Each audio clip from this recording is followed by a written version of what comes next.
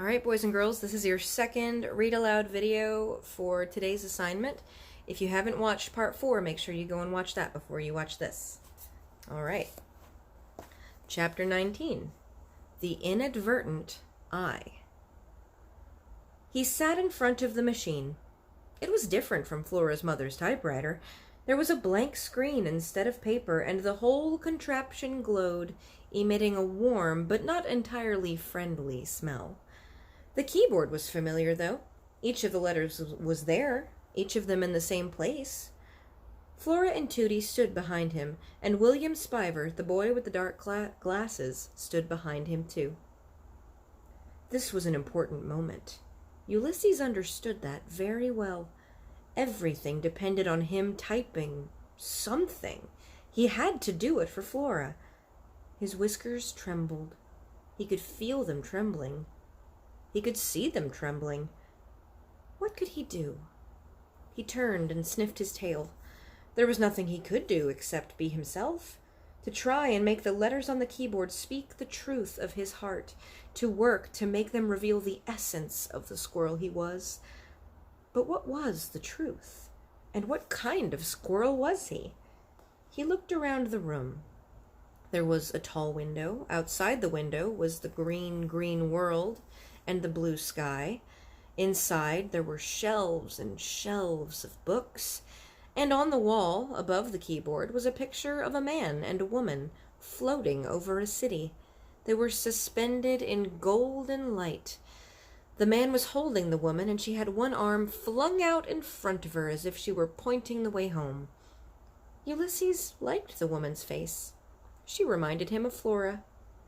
Looking at the painting made the squirrel feel warm inside, certain of something. Whoever had painted that picture loved the floating man and the floating woman. He loved the city that floated above. He loved golden light, just as Ulysses loved the green world outside, and the blue sky, and Flora's round head. So Ulysses is still kind of learning about all these new things he's noticing. His whiskers stopped trembling. "What's happening?" asked William Spiver. "Nothing," said Flora. "He's gone into some kind of trance," said Tootie. "Shh," said Flora. Ulysses inched closer to the keyboard. All right.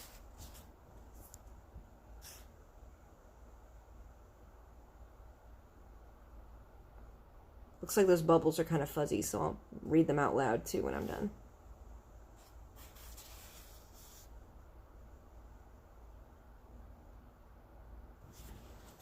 And it says, "It was beautiful to the squirrel to see a letter appear out of nowhere." "Well, what is it? What's the letter?" "It's an I, William Spiver. But that proves nothing. Anyone can inadvertently hit an I. He doesn't have to be a superhero to hit an I." Inadvertently means like accidentally, so he doesn't think that Ulysses is doing this on purpose. "Would you please hush up, William?" So now he's typing. I-L-O.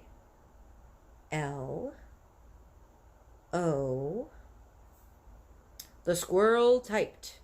The people waited. Destiny bestirred itself. Chapter 20. What it said. So this is what he typed after he finished everything. So notice how it's written. It's not written like a paragraph. It's written like a poem. Interesting. "I love your round head, the brilliant green, the watching blue, these letters, this world, you. I am very, very hungry."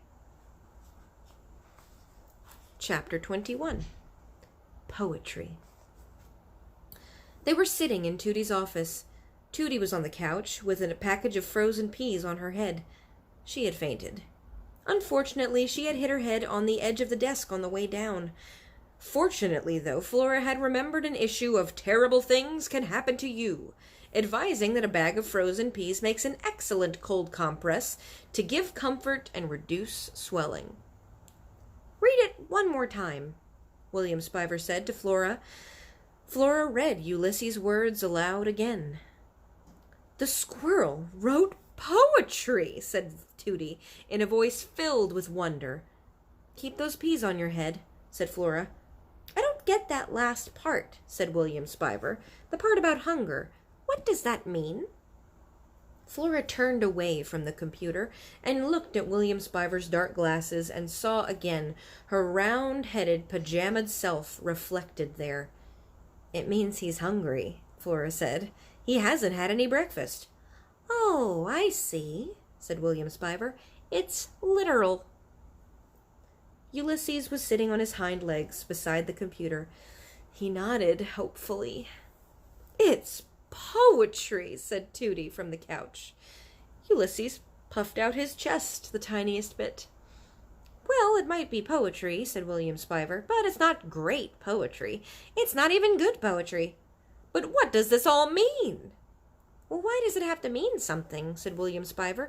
The universe is a random place. Oh, for heaven's sake, William, said Tooty. Flora felt something well up inside her. What was it?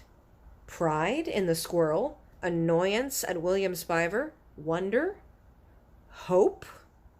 Suddenly she remembered the words that appeared over Alfred T. Slipper's head when he was submerged in the vat of incandesto. Do you doubt him? Do not.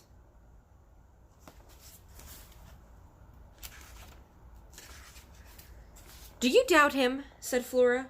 Of course I doubt him, said William Spiver. Do not, said Flora. She takes a lot of inspiration from her comics. Why? Said William Spiver. She stared at him. Take off your glasses, she said. I want to see your eyes. No, said William Spiver. Take them off. I won't. Children, said Tooty, please. Who was William Spiver, really? Yes, he was the great-nephew of Tooty Tickum, suddenly, suspiciously, coming to stay the summer. But who was he, really? Was he some kind of comic book character himself? Was he a villain whose powers were depleted as soon as the light hit his eyes? Incandesto was forever being attacked by his arch-nemesis, the darkness of 10,000 hands. Every superhero has an arch-nemesis. What if Ulysses' arch-nemesis was William Spiver? The truth must be known, said Flora, and she stepped forward and she reached out her hand to remove William Spiver's glasses, and then she heard her name. Flora Belle, your father is here. Flora Belle, said William Spiver in a gentle voice. Ulysses was still sitting on his hind legs. His ears were pricked up. He looked back and forth between William Spiver and Flora. We have to go, said Flora. Oh, wait, said William Spiver. Flora picked Ulysses up by the scruff of his neck and put him in her pajama top. Will I ever see you again? Said William Spiver. The universe is a random place, William Spiver, said Flora. Who can say whether we'll meet again or not? Chapter 22. A Giant Ear. Her father was standing on the top step in the front of the open door. He was wearing a dark suit and tie and hat with a brim, even though it was Saturday and the summertime. Flora's father was an accountant at the firm Flinton, Floston, and Flick. Flora wasn't sure, but she thought it was possible that her father was the world's loneliest man. He didn't even have Incandesto and Dolores to keep him company anymore. So remember that what she means by that is that he's the one who got Flora into those comic books. So they don't get to read them together anymore, that much. Hi, Pop, she said. Flora, said her father. He smiled at her, and then he sighed. I'm not ready just yet. Oh, that's okay, said her father. He sighed again. I'll wait. He walked with Flora into the living room and sat on the couch. He took off his hat and balanced it on his knee. Are you in the house now, George? Flora's mother shouted from the kitchen. Is Flora with you? I am inside, shouted Flora's father. "Flora is with me." The clack, clack, clack of the typewriter echoed through the house. Silverware rattled, and then there was silence. "Well, what are you doing, George?" her mother shouted. "I am sitting on the couch, Phyllis. I am waiting for my daughter." Flora's father moved his hat from his left knee to his right knee and then back to his left knee again. Kind of an awkward moment, it feels like. Ulysses shifted under Flora's pajamas. "What are you two going to do today?" Flora's mother shouted. "I don't know yet, Phyllis." "I can hear you perfectly well," said Flora's mother as she came into the living room. "You don't need to shout." "Flora, what have you got under your pajama top?" "Nothing," said Flora. "Is it that squirrel?" "No," said Flora.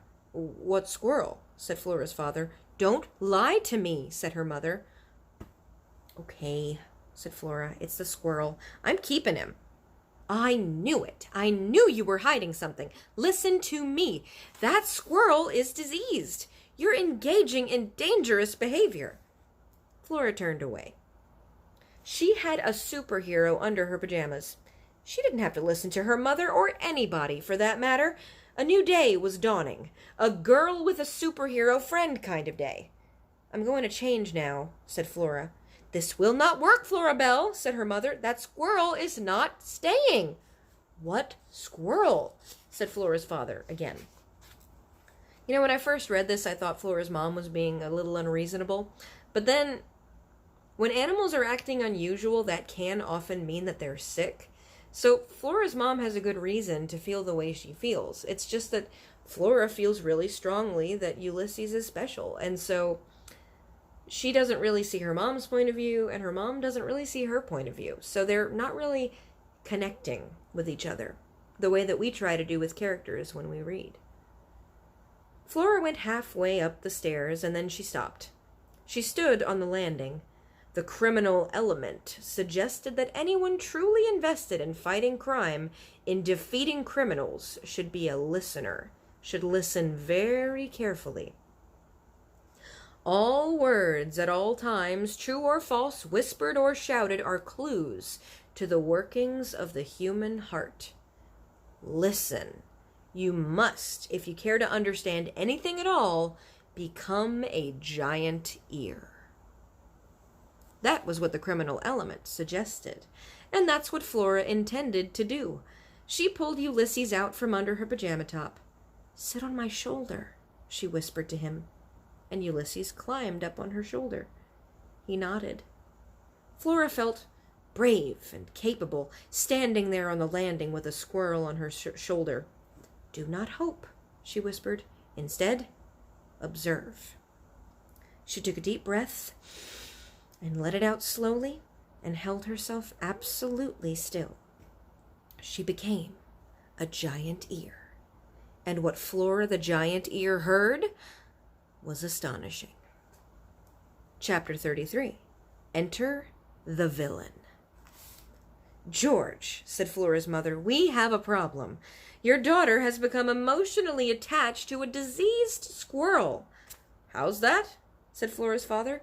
"There's a squirrel," said her mother, speaking more slowly now, as if she were pointing at each word as she said it. "There's a squirrel," repeated her father. "The squirrel is not well."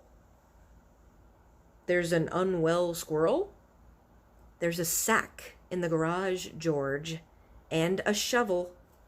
Oh my. At this point, there was a very long silence. "I need you to put that squirrel out of his misery," said Flora's mother. "How's that?"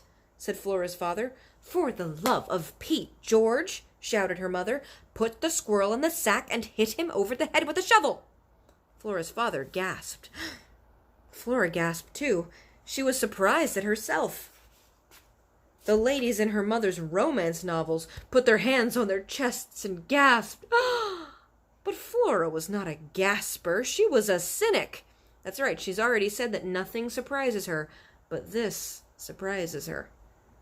Flora's father said, I don't understand." Flora's mother cleared her throat. She uttered the blood-soaked words over again. She said them louder. She said them more slowly. You put the squirrel in the sack, George.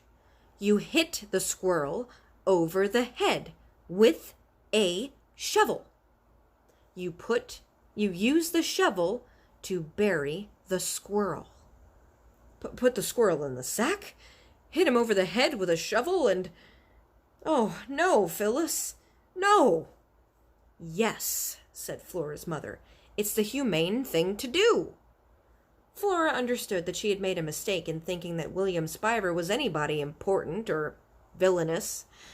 Everything was coming into sharp and terrifying focus. The story was about to make sense. Ulysses was a superhero. Probably. And Phyllis Buckman was his arch-nemesis. Definitely. Wholly unanticipated occurrences. So now we get to see her father. So there's Phyllis, her mother, and her father, George.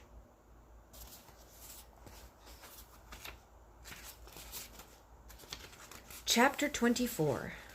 Stalked, chased, threatened, poisoned, etc. Which means, and so on. He should have been shocked, but he wasn't. Not really.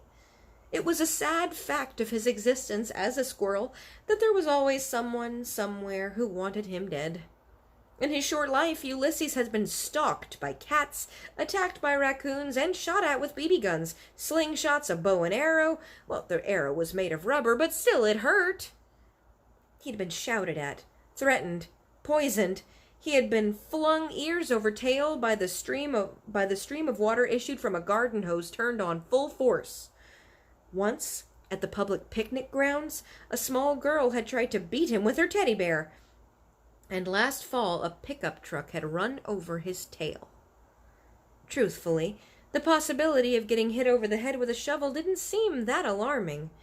Life was dangerous, particularly if you were a squirrel. In any case, he wasn't thinking about dying. He was thinking about poetry. That's what Tootie said he had written. Poetry. He liked that word. The smallness, the density, the way it rose up at the end as if it had wings. Poetry. Don't worry, said Flora. You're a superhero. This malfeasance will be stopped. Malfeasance is like evil doing, evil acts. Ulysses dug his claws into Flora's pajamas to keep his balance on her shoulder. Malfeasance, said Flora again. Poetry, thought Ulysses. All right, and that's the end of this read aloud. I'll read more later. I'll see you for the next one.